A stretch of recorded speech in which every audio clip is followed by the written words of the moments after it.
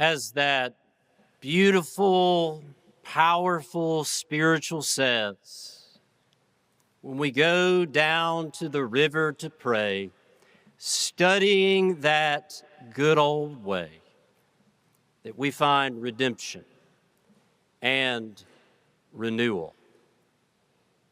That it leads us to walk in newness of life. Because we are immersed in the waters of baptism and in the current of grace. That along the shores of the Washoe River in Louisiana, St. Paul's Baptist Church will gather every year for outdoor baptisms. That they will begin by having several worship services throughout the week, and then they will go down to the river to pray. But some of the older members will say, we're going down to the old burying ground. And by that, they do not mean the cemetery behind the church. They are talking about the river. Because we are buried with Christ in baptism to share in the newness of life. That those waters become like the waters of the Red Sea, where the people of God left their past behind and stepped into liberation and freedom from the bondage of slavery. And they become like the waters of the River Jordan, where John the Baptist plunged Jesus beneath those waters, and a voice overhead said about him and about us, "This is my beloved, with whom I am well pleased." That we are plunged into death, but it is in the river of life, setting aside what is old and embracing what is new. It is why the early church, back when Rome controlled the world, and Roman authorities were constantly policing congregations, wanting to know what they are up to and limiting what they could do, that the early church didn't say, "I'm going to church this morning." They said, "I'm going to the burial society." Because no one's interested in what a burial society is up to. That's not a party you want to crash. But as Richard Lisher reminds us, there is some truth in the name. That we are buried with Christ, setting aside self-sufficiency, where we can lean into the grace of God, where through the ways of Jesus, we are led from death into new life. It's why Peter and Andrew left their nets behind. It's why Mary sat down and simply listened to Jesus, even though Martha was busy. It's why Joanna, who was healed by Jesus, made a commitment to support his ministry financially, and it's why Saul changed his name to Paul. But all of that change is not stress-free.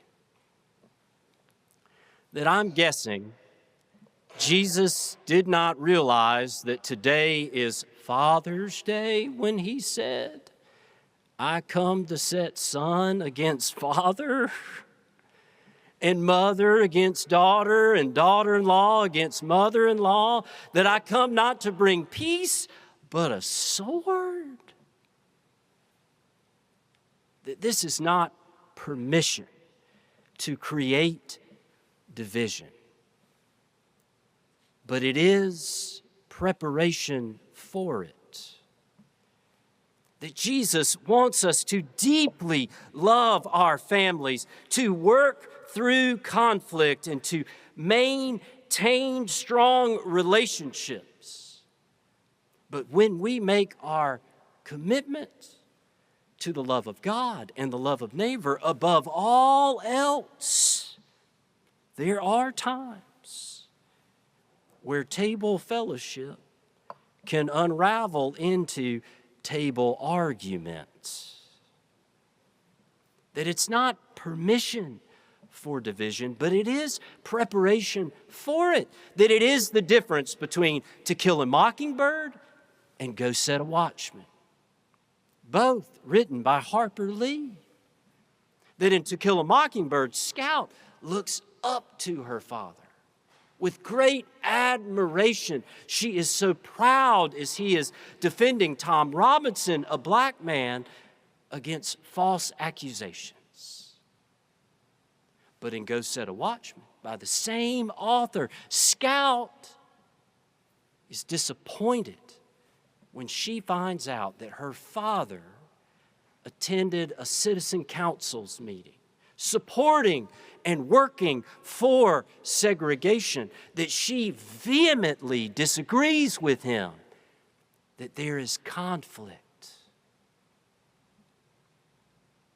It's what Dietrich Bonhoeffer describes as the cost of discipleship, where life just becomes harder than it used to be. There's no such thing as cheap grace. That grace is absolutely free, but it always costs us something. That as we listen and grow, mature, and change, we might encounter conflict along the way. That one of the hardest parts about life and faith is that we cannot control it. Jesus says, in order to find our lives, we must lose them. Whereas we might rather hold on to life as tight as possible in order to find it. But instead, we make choices that stretch us little by little over time, where we care for the vulnerable, cultivate an unlikely friendship, open ourselves up in worship and prayer, share what we have for the benefit of somebody else, listen to a viewpoint different from our own, that these choices stretch us and help us to embrace the newness of life.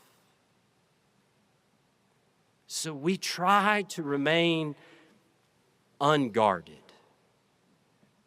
so we can receive the steadfast love of God. As Wendell Berry writes, love comprehends the world, but we fully cannot comprehend it.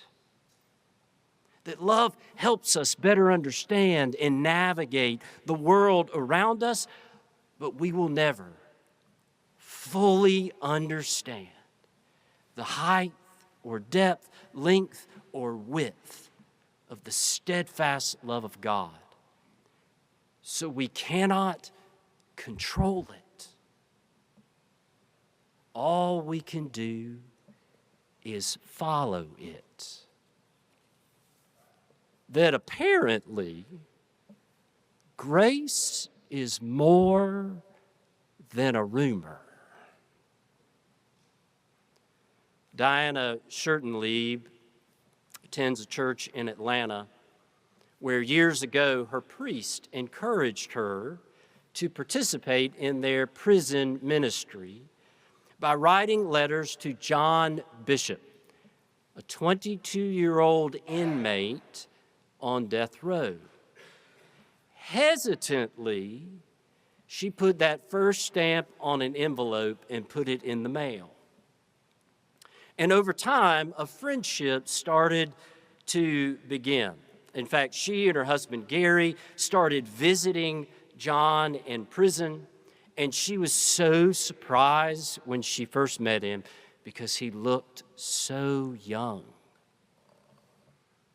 And she learned that he had been abandoned by his father and neglected by his mother, that he had slept under bridges, eaten out of trash cans, and fended for himself. And as they started to get to know one another, she shared with him what her faith meant to her. And he asked questions, and she brought him books to read. He was unguarded and open, and he found something that grounded him. He experienced love, and it changed him. And at the age of 23, he was immersed in the waters of baptism, and Diana and Gary became his godparents. And then he tried to find ways to serve others, even from prison.